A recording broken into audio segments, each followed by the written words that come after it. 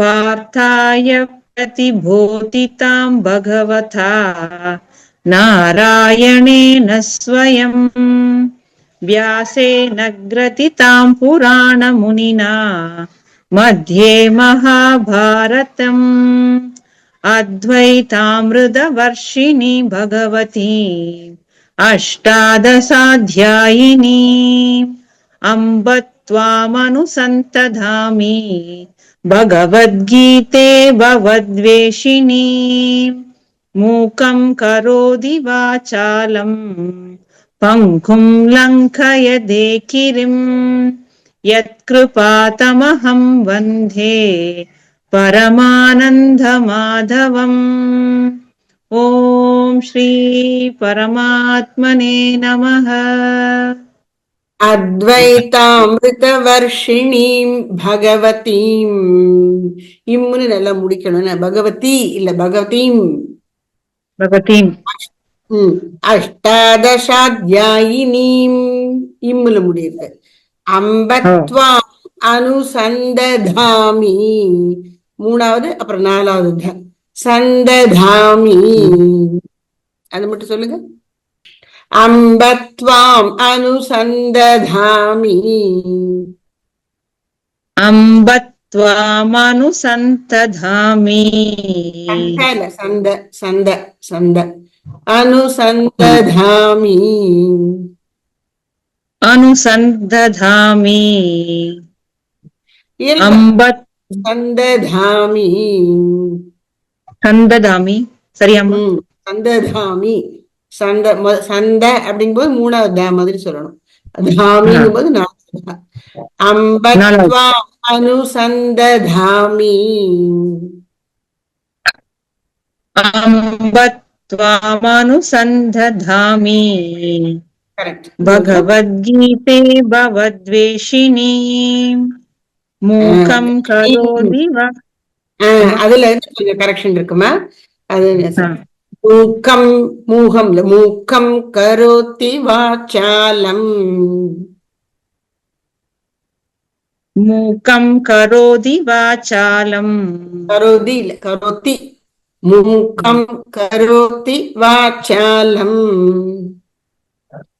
मूकं करोति वाचालं இன்னொரு मूकं करोति वाचालं பங்கும் லங்கயதே கிரிம். पङ्गुं लङ्घयते गिरिं. லங்க நாலாவது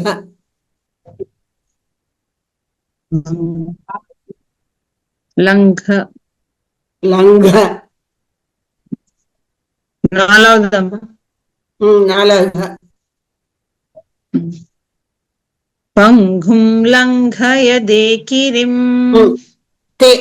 அது முதல் த தே இல்ல த.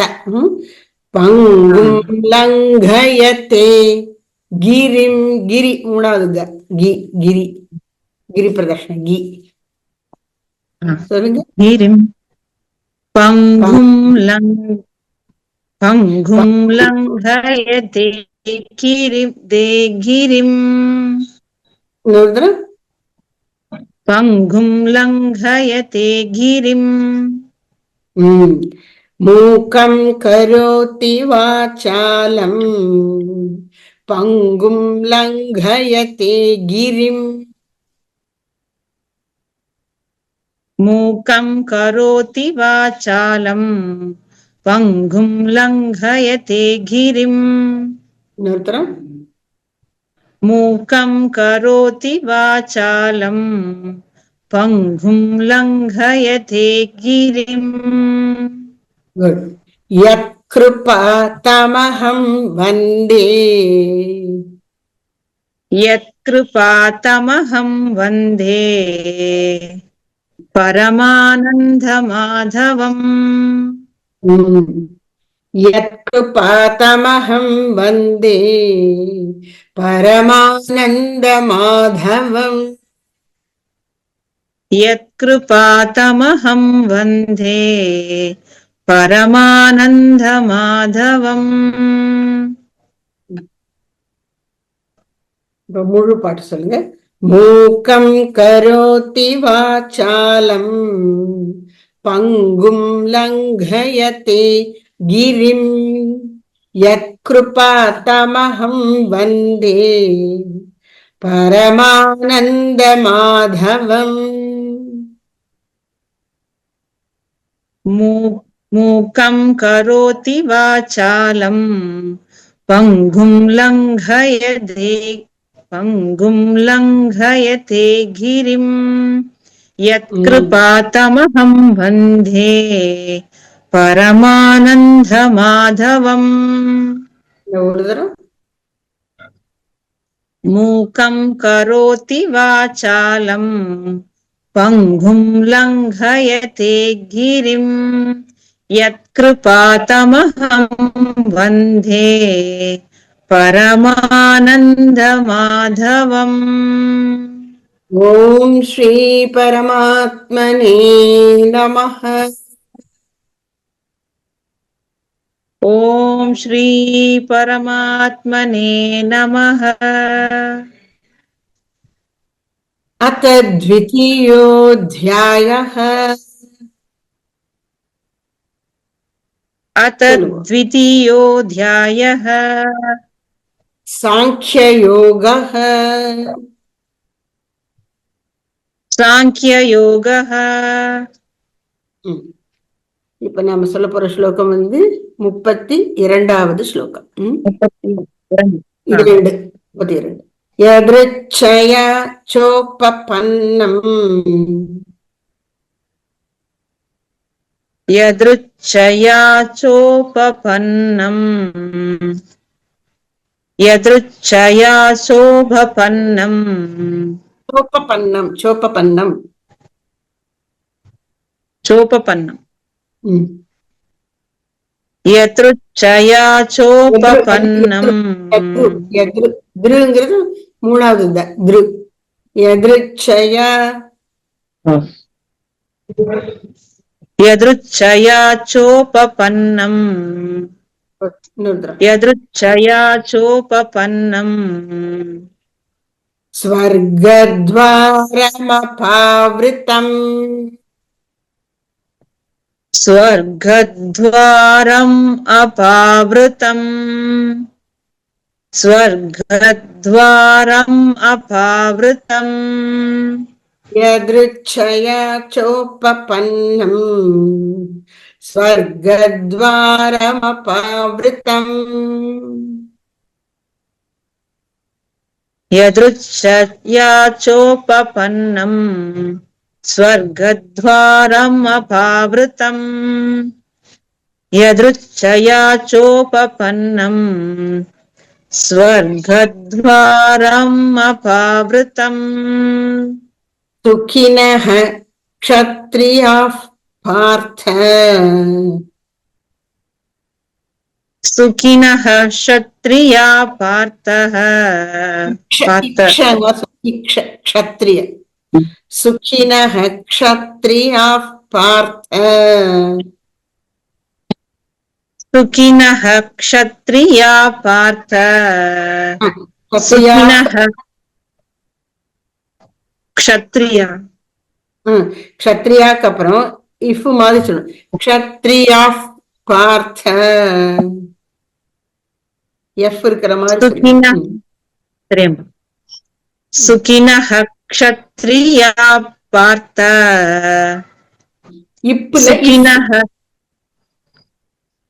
சுகினஹ அம்மா சொல்றேன் ஒரு தடவை. சுகினஹ க்ஷத்ரியா பார்த்த సుఖినః క్షత్రియాః పార్థ లభంతే యుద్ధమీదృశం లభంతే యుద్ధమీదృశం లభంతే యుద్ధమీదృశం. సుఖినః క్షత్రియాః పార్థ లభంతే యుద్ధమీదృశం. సుఖినః క్షత్రియాః పార్థ लभन्ते युद्धमीदृशम्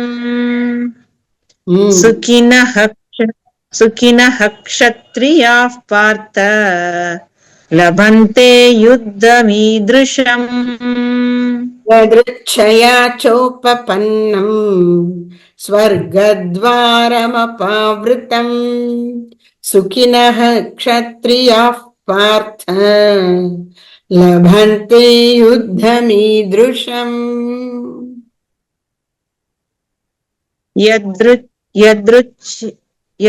यदृच्छया चोपपन्नम् स्वर्गद्वारम् अपावृतम् सुखिनः क्षत्रियाः पार्थ लभन्ते युद्धमीदृशम् यदृच्छया चोपपन्नम् स्वर्गद्वारम् अपावृतम् सुखिनः क्षत्रियाः पार्थ लभन्ते युद्धमीदृशम् ஒரு தரம் இந்த ஸ்லோகம் சொல்லிடுங்க. यदृच्छया चोपपन्नम् स्वर्गद्वारमपावृतम् सुखिनः क्षत्रियाः पार्थ लभन्ते युद्धमीदृशम् அடுத்தது अथ चेत्त्वमिमं धर्म्यम् अतच्छेत्त्वम् इमं धर्म्यम् संग्रामं न करिष्यसि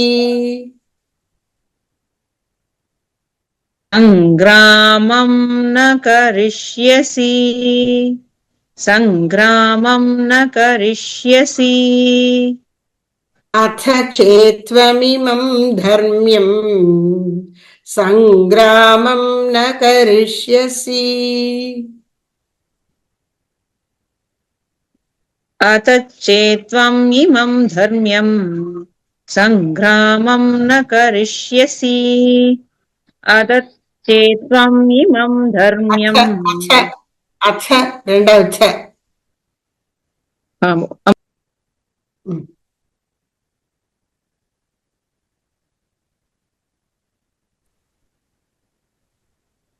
अतच्छेत्त्वम् इमं धर्म्यम् संग्रामं न करिष्यसि ततः स्वधर्मं कीर्तिं च ततः स्वधर्मं कीर्तिं च ततः स्वधर्मं कीर्तिं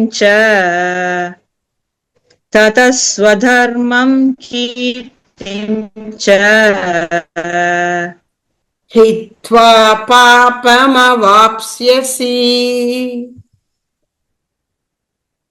हित्वा पापमवाप्स्यसि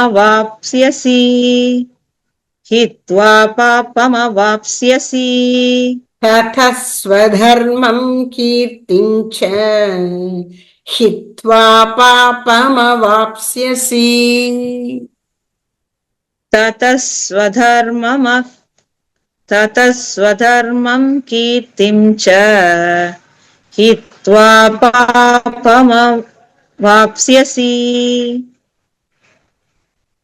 ततः स्वधर्मं कीर्तिं च हित्वा पापमवाप्स्यसि अथ चेत्त्वमिमं धर्म्यं संग्रामं न करिष्यसि ततः स्वधर्मं कीर्तिं च हित्वा पापमवाप्स्यसि अथ चेत्त्वम् इमं धर्म्यं संग्रामं न करिष्यसि ततः स्वधर्मं कीर्तिं च हित्वा पापमवाप्स्यसि अथ चेत्त्वम् इमं धर्म्यं संग्रामं न करिष्यसि ततः स्वधर्मं कीर्तिं च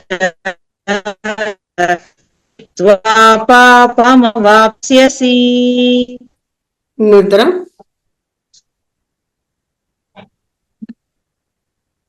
अत चेत्त्वम् इमं धर्म्यं सङ्ग्रामं न करिष्यसि ततः स्वधर्मं कीर्तिं च हित्वा पापमवाप्स्यसि அடுத்தது अकीर्तिञ्चापि भूतानि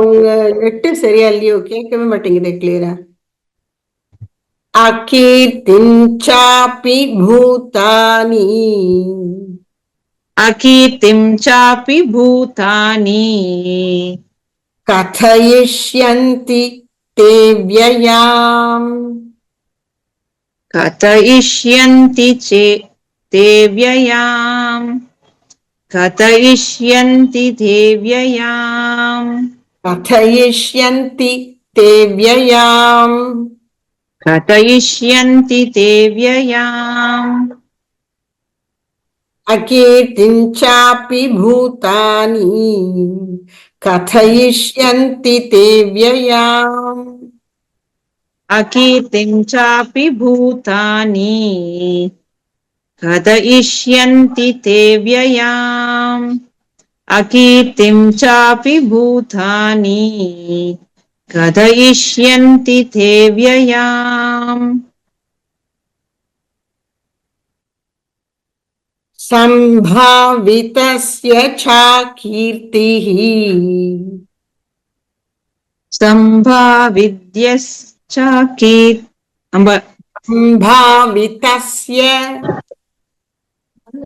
सम्भावितस्य முதல் வரி ஒரு தடவை சொல்லிடு நீங்க திருப்பி சொல்லிடுங்க अकीर्तिञ्चापि भूतानि कथयिष्यन्ति ते व्ययाम् अकीर्तिं चापि भूतानि कथयिष्यन्ति ते व्ययाम्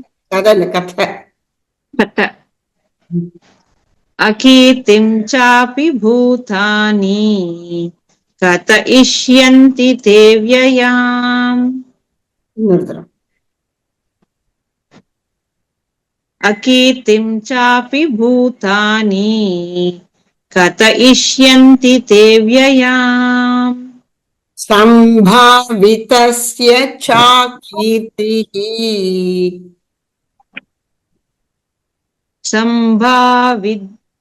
सम्भाविदस्य च कीर्तिः முதல் தருணம் सम्भावितस्य च कीर्तिः सम्भावितस्य च कीर्तिः मरणादति रिच्यते मरणादतिरिच्यते मरणादति முதல்ல மூணாவது அப்புறம் முதல் தி மரணாததி ரிச்யதே मरणादतिरिच्यते मरणादतिरिच्यते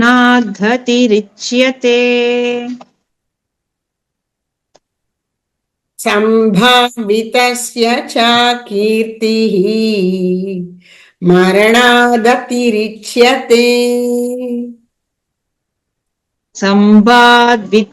सम्भावितस्य च कीर्तिः मरणादतिरिच्यते मरणादतिरिच्यते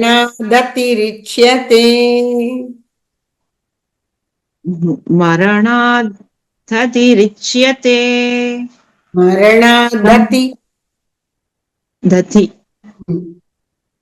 मरणादतिरिच्यते सम्भावितस्य च कीर्तिः मरणादतिरिच्यते।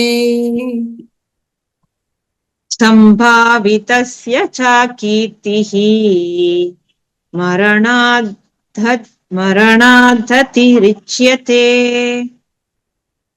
सम्भावितस्य च कीर्तिः मरणाद्धतिरिच्यते। अकीर्तिं चापि भूतानि कथयिष्यन्ति ते व्ययाम् सम्भावितस्य च कीर्तिः मरणादतिरिच्यते। अकीर्तिं चापि भूतानि कथयिष्यन्ति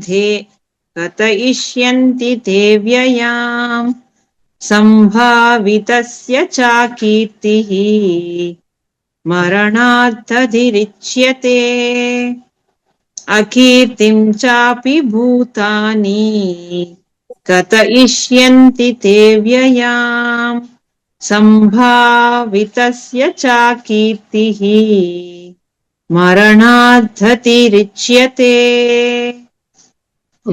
33, 34. अत चेत्त्वम् इमं धर्म्यं सङ्ग्रामं न करिष्यसि ततः स्वधर्मं कीर्तिं च हित्वा पापमवाप्स्यसि। अकीर्तिं चापि भूतानि कथयिष्यन्ति ते व्ययाम् सम्भावितस्य च कीर्तिः मरणाद्धतिरिच्यते। 32, 33, 34. यदृच्छया चोपपन्नम् स्वर्गद्वारमपावृतम् सुखिनः क्षत्रियाः पार्थ लभन्ते युद्धमीदृशम्। यदृच्छया चोपपन्नम् स्वर्गद्वारमपावृतम् सुखिनः क्षत्रियाः पार्थ लभन्ते युद्धमीदृशम्। अतश्चेत्त्वम् इमं धर्म्यं सङ्ग्रामं न करिष्यसि ततः स्वधर्मं कीर्तिं च हित्वा पापमवाप्स्यसि। अकीर्तिं चापि भूतानि कथयिष्यन्ति ते व्ययाम् सम्भावितस्य च कीर्तिः मरणाद्धतिरिच्यते। मरणाद्धतिरिच्यते. கடைசி ஸ்லோகம் மட்டும் என்ன ஒரு தடவை சொல்லிடுங்க. अकीर्तिं चापि भूतानि कथयिष्यन्ति ते व्ययाम् सम्भावितस्य च कीर्तिः मरणाद्धतिरिच्यते। हरिः ओम् तत्सत्। हरि ओम् तत्सत्। श्रीकृष्णाय परब्रह्मणे नमः। श्रीकृष्णाय परब्रह्मणे नमः। कृष्णार्पणमस्तु। कृष्णार्पणमस्तु. நல்லதுமா.